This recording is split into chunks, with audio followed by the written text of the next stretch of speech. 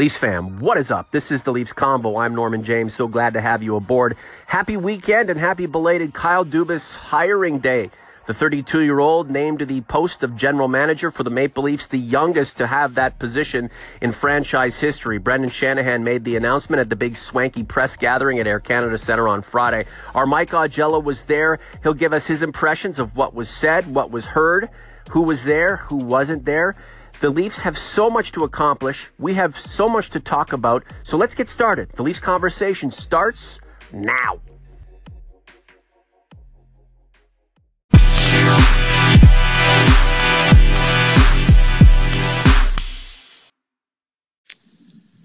And here is our friend, the one and only Mike Augello, also known as Mike in Buffalo. Yesterday, Mike in Toronto, covering the big announcement. Kyle Dubas named 17th general manager in Maple Leafs history. Happy belated Kyle Dubas hired as general manager's day. Michael, how are you? Good morning, Norman. It was, as we talked on one of the previous convos, this was not a big surprise. I think the surprise was the fact that it took them a little over a week after the announcement that Lou Lamoriello would not be back as general manager for them to name Kyle Dubas, but I think that was done maybe out of respect, and maybe Brendan Shanahan had to contact the MLS and the board just to dot the I's and cross the T's. But this really wasn't a shock, and now we'll see where Kyle Dubas charts the course for the Maple Leafs going forward. Considering what we knew, was Friday's press conference at Air Canada Centre more formulaic than, I don't know, offering big reveals on what the process was and what we should expect? Yeah, no, it is typical, and this may be a trait of the Leafs organization that will stay post Lamoriello.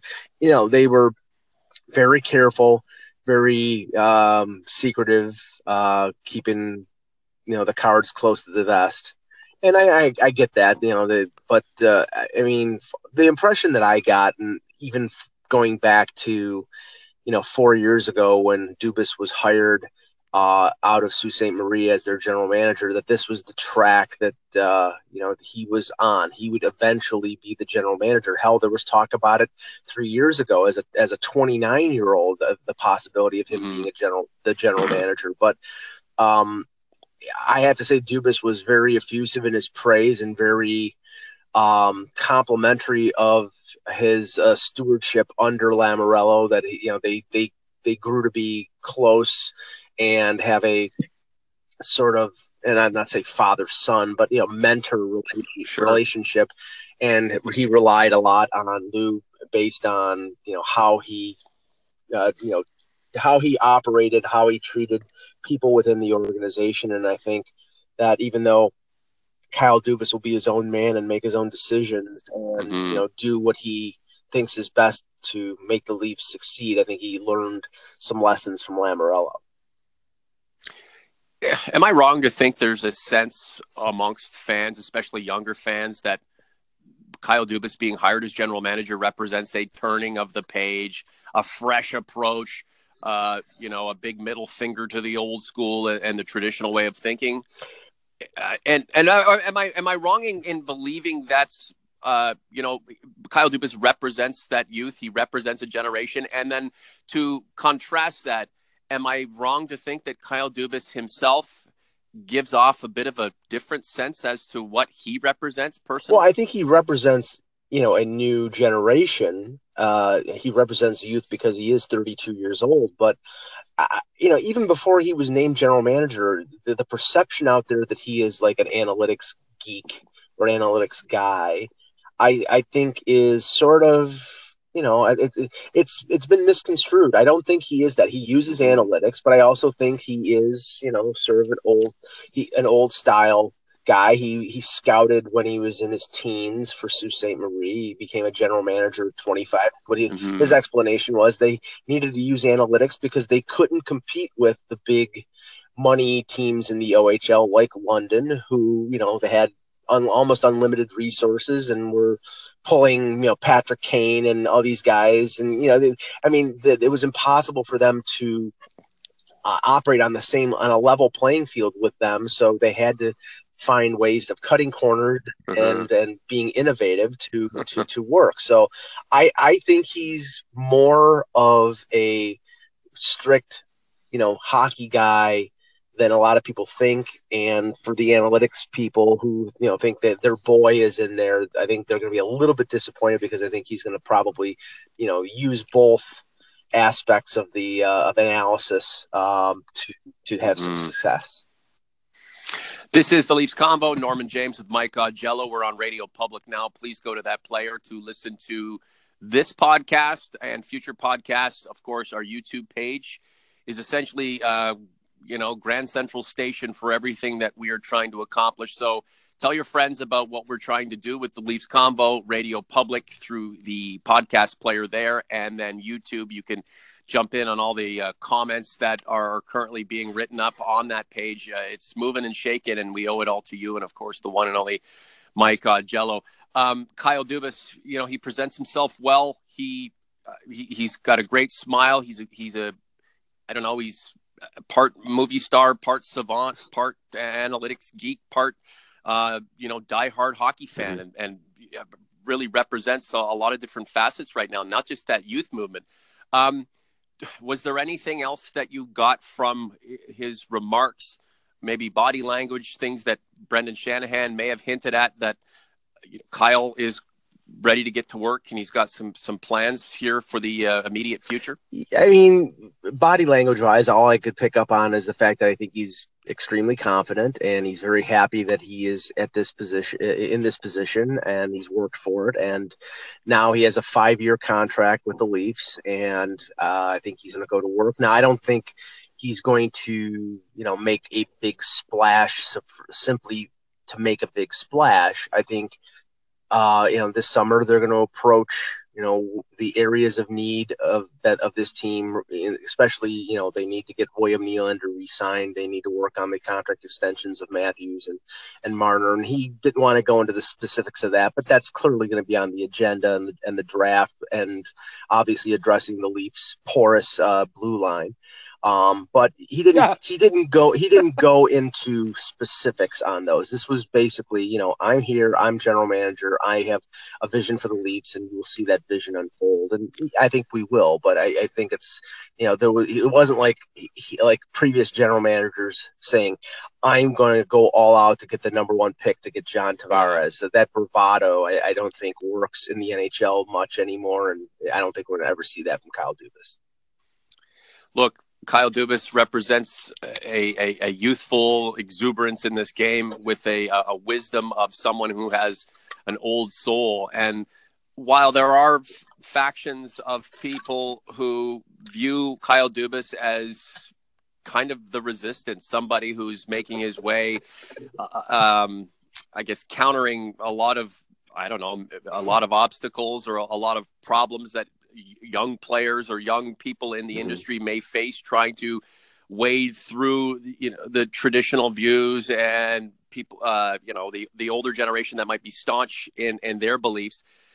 Kyle Dubas is smart enough to understand that if you want to gain more knowledge, if you want to learn more things, if you want to work with more people, then you have to work with people of all age groups, all ways of thinking. And the fact that he's looked to somebody like Lou Lamoriello as a mentor is a good thing. I mean, the last thing you want to do is turn your back on a philosophy or an ideology, as opposed to immersing yourself in that, getting what you can from that way of thinking, bringing it to your process and the things that you want to accomplish, and you're on your way. There's no point in trying to succeed without gathering as much information as you possibly can and deciphering what you need to use in your methodology and what you want to dispose of. This is the Leafs Convo. I'm Norman James, along with Mike Augello.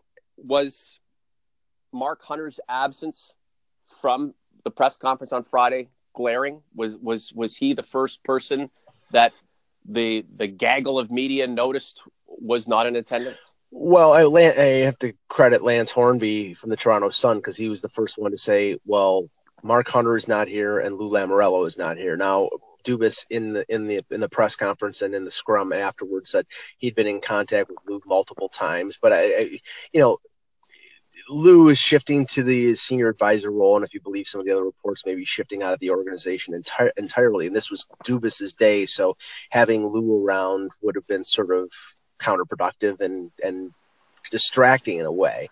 But Mark Hunter, I mean, obviously there were a lot of questions regarding his status with the organization asked of both Shanahan and Dubas, and in terms of how much they would reveal. Well, again, this is the Leafs, who are trying to be very circumspect and secretive, and all Dubas would say is that he will talk to Mark Hunter. He values Mark Hunter as somebody as part of the management team. They worked well together, hand in hand during the 2015 draft, and had different responsibilities over the last couple of years, but there's respect there, and obviously he wants Hunter to stay on in the organization. It's a question of whether Hunter wants to stay. And if you listen to the convo that I had with Bill Waters a couple days ago, it's his opinion that Hunter will not want to stay under Dubas, and that he'll look for other opportunities. But as I wrote yesterday, Don Waddell took the job in Carolina as the GM. The GM job in Minnesota is probably going to Paul Fenton, the AGM in Nashville. There are no other GM positions open unless somebody gets hired. Mm-hmm. So Hunter has, I believe, another year left in his contract. Either if he decides to go back to London and just, resign from the Leafs, that's one thing, but, maybe he stays around. But right now, the whole situation with Hunter and some of the people who work under him in the scouting department is really in flux. Mm-hmm. We don't know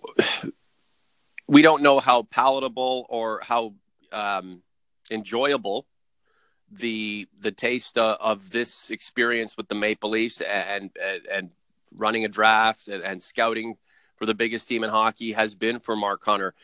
It may have been a pretty amazing experience for the most part, but now confronted with the reality of having to serve under a general manager who is much, much younger, Mark's going to have to stare at himself in the mirror and ask if this is something that he wants to do. And from Kyle Dubas's perspective, these are the problems that a guy like a young person like him is going to face, and it's not his fault at all. It's the people he works with who are going to have to come to terms with the reality that there are some really smart people in this business who are much younger and deserve their respect. And this isn't about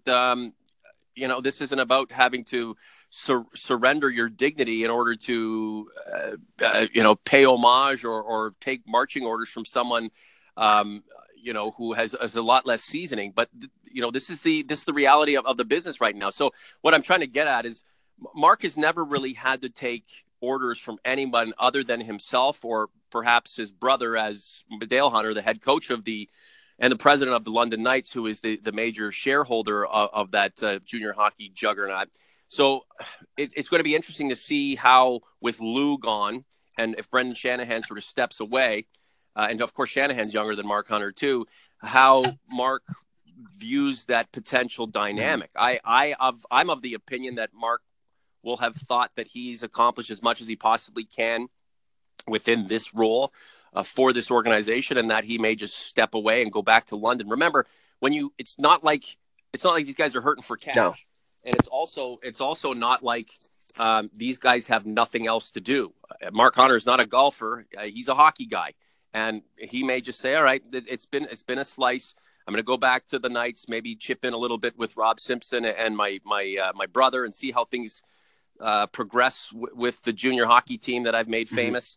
And then, if somebody else comes along and says, hey, we'll pay you major money to take a similar role with our organization and the promise of getting the GM position down the line, then maybe he'll entertain that, Mike. But it'd be unfortunate if the Leafs lose Mark Hunter. However, these are the realities that are confronted on a daily basis, not just by sports teams, but by all businesses. That some talent comes in, some talent has to go. You move on, and you progress to see if there's someone else out there. Yeah, on the one hand, I think Dubas wants to maintain as much continuity as possible. He realizes the organization has been successful over the last few years, and he doesn't really, there's been enough change as it is with Lamoriello being shifted and him taking over. There probably is going to be some fallout of him, whether it's in the near future or later on with Hunter. But I think he wants to maintain as much continuity as possible. But he also said that he is prepared that if other opportunities arise elsewhere for people within the Leafs, that he has enough people contacts and others in the league, and that he would want to bring in. And I know that the James Myrtle wrote in the Athletic this morning, and I had heard of this a few days before, that Dubas has a close relationship with Ron Francis, the former Leaf, the former Hartford Whaler, and Pittsburgh Penguin, former GM of the Carolina Hurricanes. And the one concern that you have to have, I mean, I don't have any concern about Dubas's acumen and his ability to be a good general manager in this league. But as it was pointed out to me by a few of my contacts, agents will try to take advantage of a young general manager. They will try to push him around. Other general managers will try to take advantage of him, try to push him around, try to get more in a deal. He may have contacts in the league, but he may not have as many as somebody as like Hunter, who's been in hockey for 35 years. That's where if they bring in an AGM like a Ron Francis or Chuck Fletcher, they would provide a sounding board and an experienced hand if Hunter leaves, or maybe even if Hunter doesn't leave, that just another voice to be there to offer support, to give his input, and to know the landscape of the league. And I think that whether Hunter leaves or not, I think that is probably going to happen. I would say the odds-on favorite is Francis, but there are other names out there too. Hey, look, you have to cut through the bureaucracy. You have to cut through the red tape of the old boys club. It's a reality. I know that a lot of people will frown upon that endeavor. That Kyle Dubas is probably traveling through right now, but it's just part of the gig. And I honestly believe that Kyle Dubas is astute enough to see through a lot of the BS that he may encounter going forward. I think there's certainly a lot of hype around Kyle Dubas, so you're going to probably have a little resentment out there. The fact that he's so young and he's pushed into such a high profile position over such a short period of time, whereas some of his contemporaries now will have felt that, hey, I had to cut my teeth. I had to travel all over the world. I had to take, rinky-dink positions and move my way up through the industry. And, hey, you know what? I played 10, 15 years in the NHL, and look where I'm at right now. Why does Kyle Dubas have this opportunity in such an incredible market when I don't? So he's going to be dealing with that kind of stuff going forward. I just think he's too classy, in my opinion, to get caught up in any sort of pissing matches. Yet, we're here talking about hockey through a podcast. People are on social media pontificating or just throwing out speculation as to who thinks what and who's doing what. Unless you're behind closed doors or you're a fly on the wall in one of these offices, you really don't know. But you could expect that there are going to be some tough days ahead for him, but also some really amazing and potentially rewarding, fruitful days to come as well.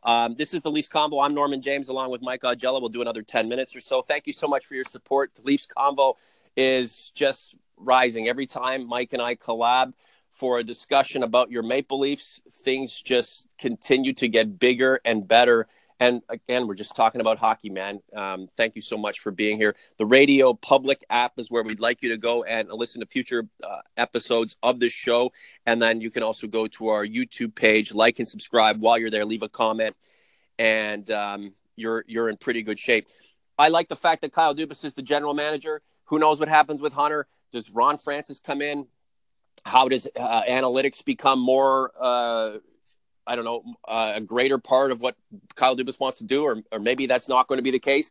At the end of the day, Mike, go and get me some results.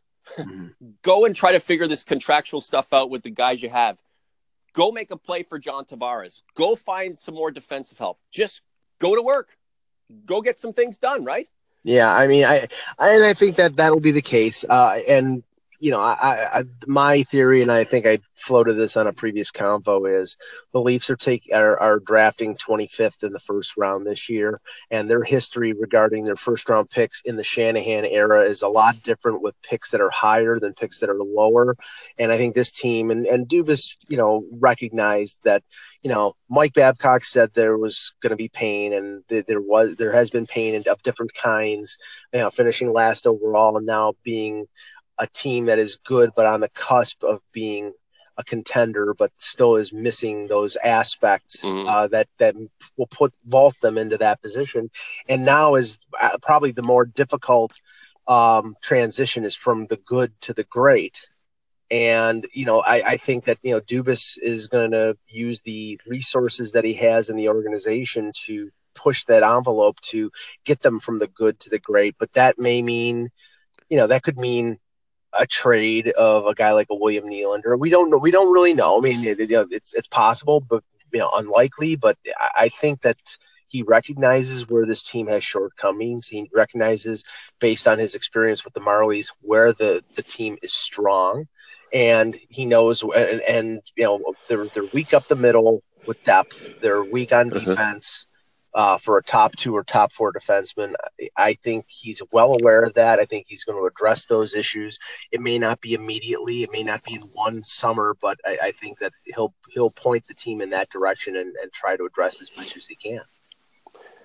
Kyle Dubas is going to have an affinity for the players that he's brought together on the Marlies roster that is essentially waiting for an opponent, either Lehigh Valley or Charlotte. Lehigh Valley's up 3-1 in that series. I think Game 5 is tonight, Mike. So yeah. you might be ready to cover a conference final here in the very near term. But Kyle Dubas is obviously going to have an affection and an interest in the players that he's been keeping an eye on over the last 2 years. And I'm wondering how much he's going to want to rely on those resources to augment what the Leafs need right now, as opposed to going out and making a huge splash in free agency, knowing that the Leafs are going to have to conserve their dollars sooner rather than later. Well, I mean, if you look at his history, and you can only look at it objectively as an AHL general manager, he did not hesitate to bring in players from outside of the organization to add experience. I mean, we granted, it's not the NHL, but he retains Colin Greening. He brings in, they keep Ben Smith to be captain of the Marlies. They add, AHL veterans who were captains like Vincent Laverty and Chris Mueller. So, it wasn't like the Rochester Amherst last year, where they had a bunch of young guys and no core veteran leadership. Mm-hmm. And so he set up a structure with that team that yielded a 54-18-4 record for the Marlies, and wow, the top record in the American Hockey League, and a trip to the conference final for the second time in 3 years. So I think that formula is successful, and I think he's going to take that towards the Leafs. But how much? I mean, it's easy and inexpensive to add free agents at the AHL level. You're talking probably a one-way contract under $1 million that doesn't affect the cap. It's a little different in the NHL when you're going out and trying to sign a center to replace Tyler Bozak, or a fourth line guy to replace a Plekanec or a Dominic Moore. And that's where, and also you have to deal with, and we talked about this before as well, you also have to deal with the player that Mike Babcock wants as opposed to the player that Kyle Dubas wants. And that sort of tug of war, we're not going to know how that's going to work for a little while. We know that there were some problems with that with Babcock and Lamoriello. I'm assuming Kyle Dubas realizes that his success is going to be based on Mike Babcock's success, but he also has a vision for what players he wants on this team, and it's going to be up to him to be able to fight the battle with Babcock to say, no, I need to use this guy instead of that guy. I don't want to gin up any sort of conflict between Babcock and Dubas. The Dubas lovers out there, mainly millennials, and God love them. We need them, right?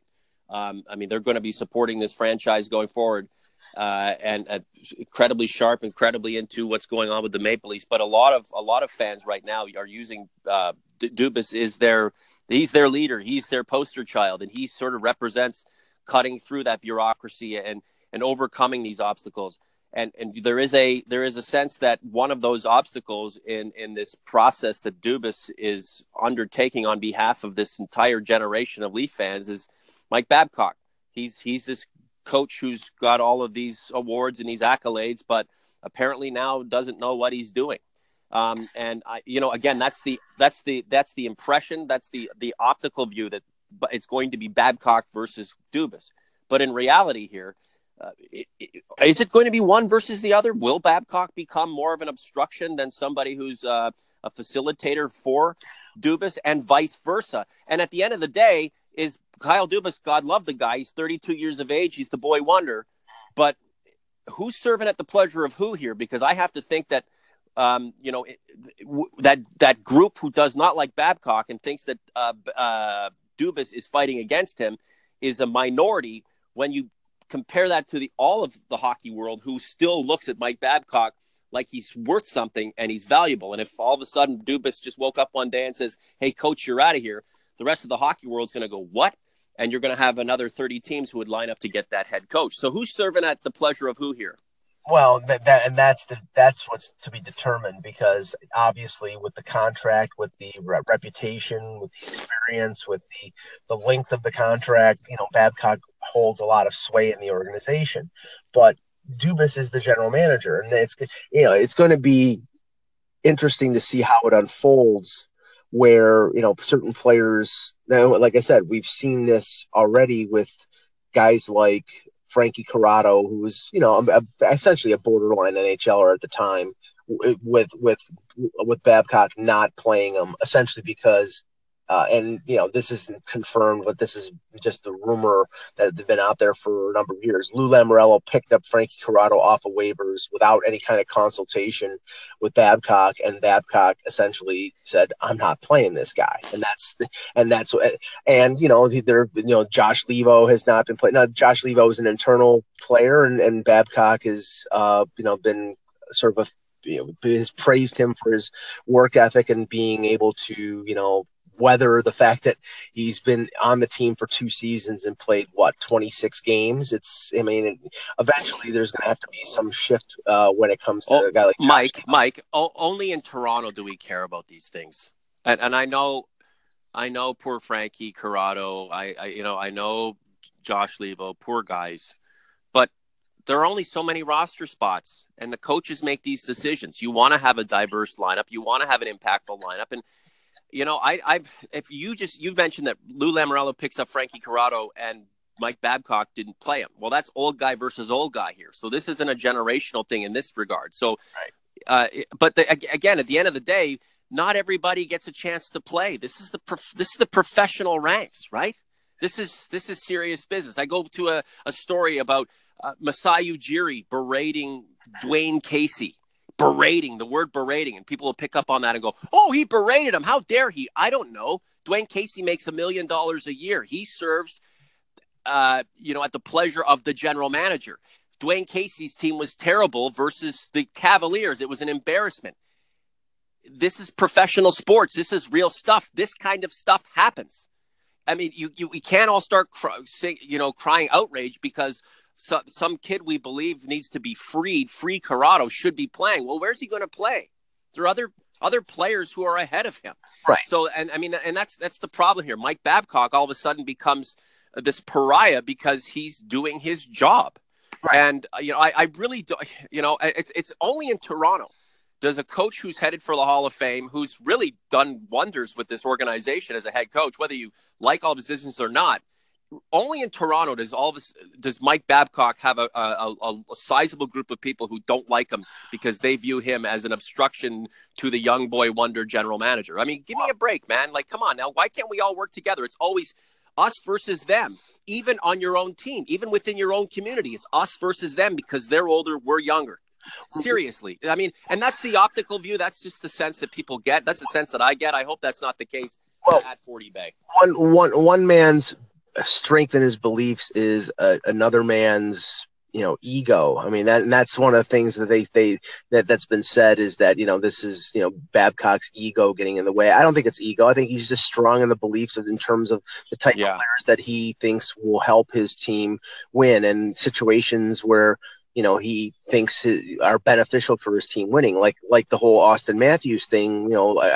I harken back to that end of season presser when he said, "You guys want Mitch Marner and Austin Matthews to play together. I want to win." So what he's basically saying is, I think we're a stronger team with them playing on separate lines, and you can make a case for that. But the players want to play together, and everybody sees Marchand, Bergeron, and Pasternak playing together, and they say, "Ooh, if Marner and Matthews play together, what a combo that would be." Well, yeah, but the problem sure. is, who's going to score after that? You have them on two separate lines; they drive Yeah, two different lines. But again, we don't know how this is going to unfold. What I think Kyle Dubas has to do is, in this instance, is if he goes out in free agency and signs a player to big money, he's got to make sure that Mike Babcock is on board with that player, yeah. because you can't have a $5 million player not playing because the coach doesn't like him.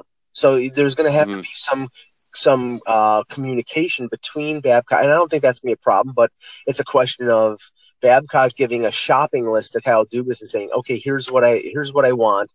Lou Lamoriello said, "Okay, thanks, Mike," and who knows what he ended up doing with it, because sometimes he got the players that Babcock wanted, and sometimes he didn't. Yeah. With Dubas, we'll see how that works. Well, Mike Babcock, look, I'm a huge fan of Mike Babcock. I'm a huge fan of Kyle Dubas. These guys are pros. They've been given the keys to something incredible, something unique, something very special. And I'm sure Brendan Shanahan would remind them, if they would tend to forget at times.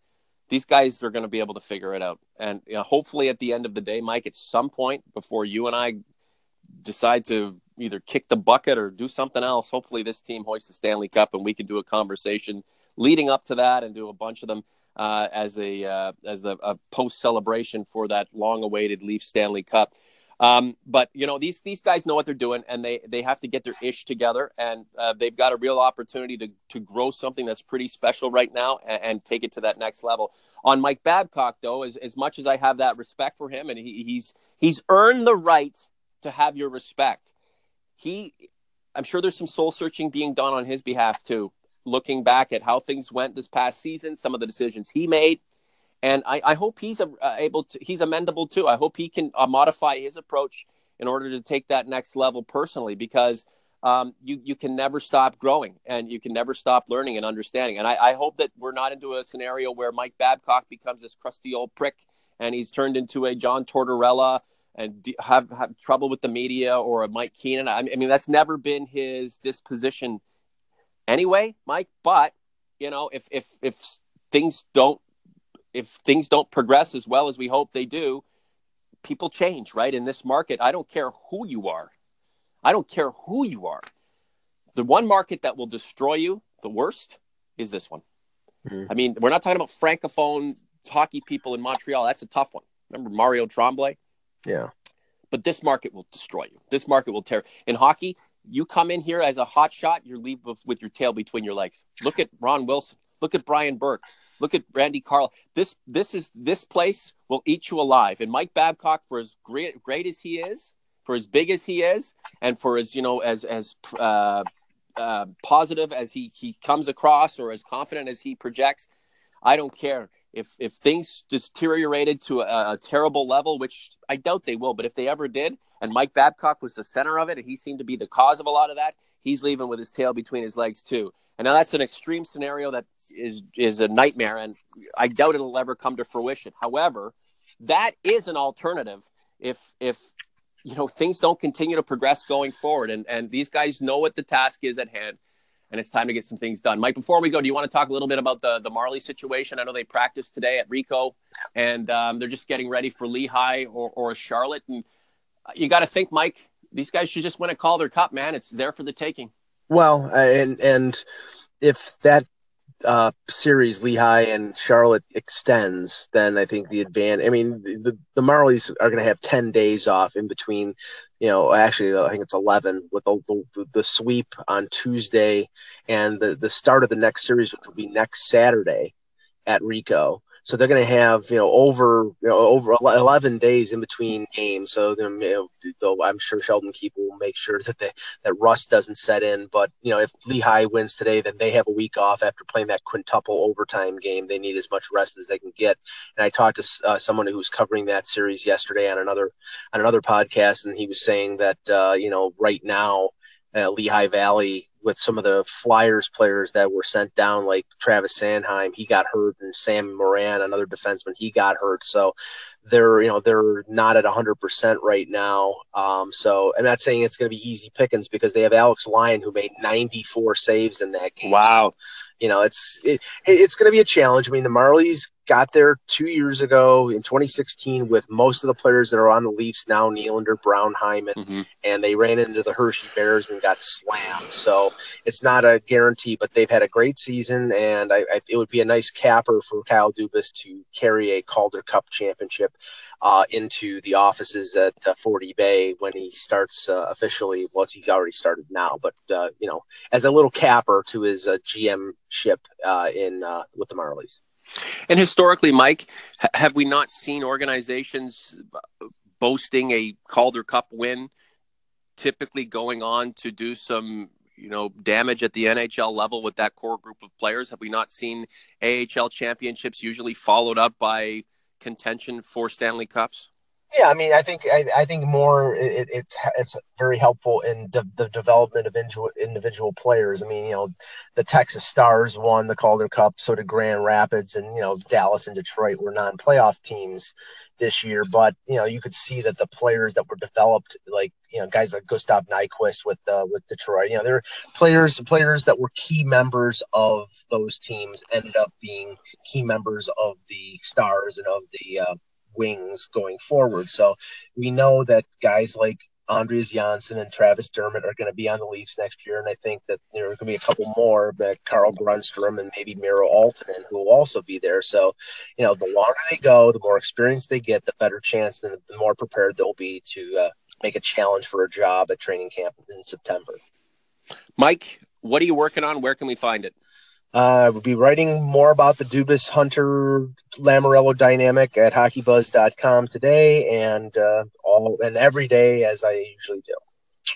Thanks a lot, Mike. Talk to you soon. Thanks, Norman.